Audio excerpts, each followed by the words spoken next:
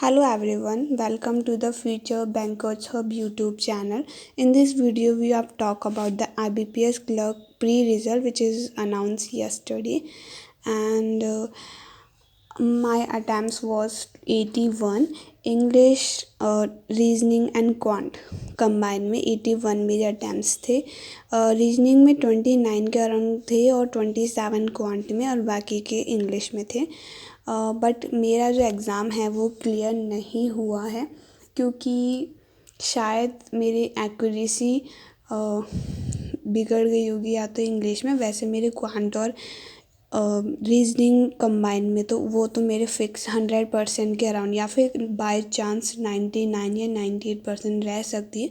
But मेरे हमेशा quant और रीजनिंग ज़्यादातर सही जाते हैं।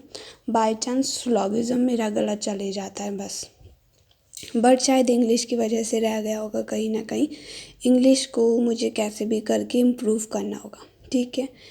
सो अगर जिनका भी हुआ है एग्ज़ाम तो आप मेंस की प्रिपरेशन करने लग जाइए क्योंकि मेंस में आज 21 हो गई, 29 को ही एग्ज़ाम है। सिर्फ 8 दिन बचे हैं आपके पास, उसके बीच में आरआरबी भी है। सो ये बहुत ज़्यादा मुश्किल होगा मेंटेन करना, ठीक है।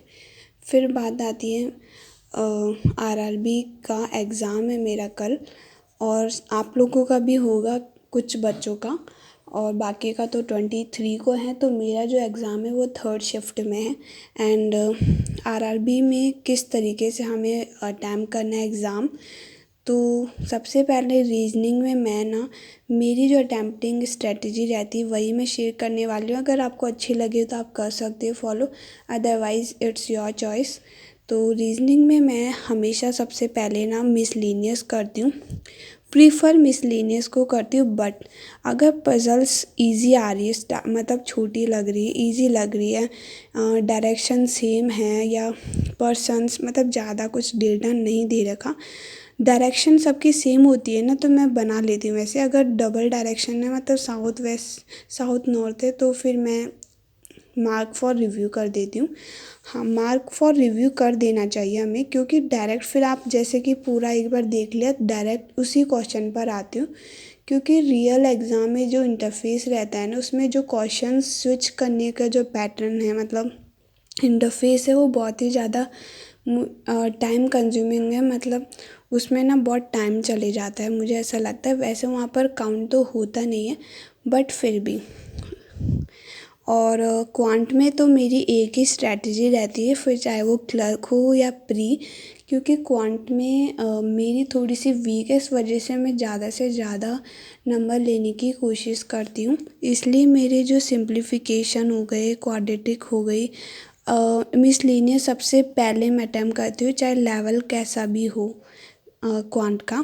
उसके बाद फिर मैं डीआई करती हूँ एंड देन फिर अरिथमेटिक में ये नहीं है कि जो आया वो करने लग गई।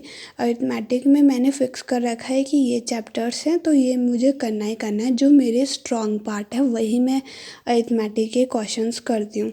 जैसे कि प्रॉफिट एंड लॉस हो गया, टाइम एंड वर्क हो गया, और एवरेज हो गया, एज का क्वेश्चन भी इजी आता है। ये सब कुछ 5-6 चैप्टर्स हैं जो मैं करती हूँ सबसे पहले। और डीआई है ना, इजी वाली उठाती हूँ मैं। अगर हार्ड लग रही है, वैसे तो प्री में हार्ड आती नहीं है, बट पीओ का है तो बाय चांस कभी लेवल हार्ड रहेगा ना एग्ज़ाम का तो आ जाती है।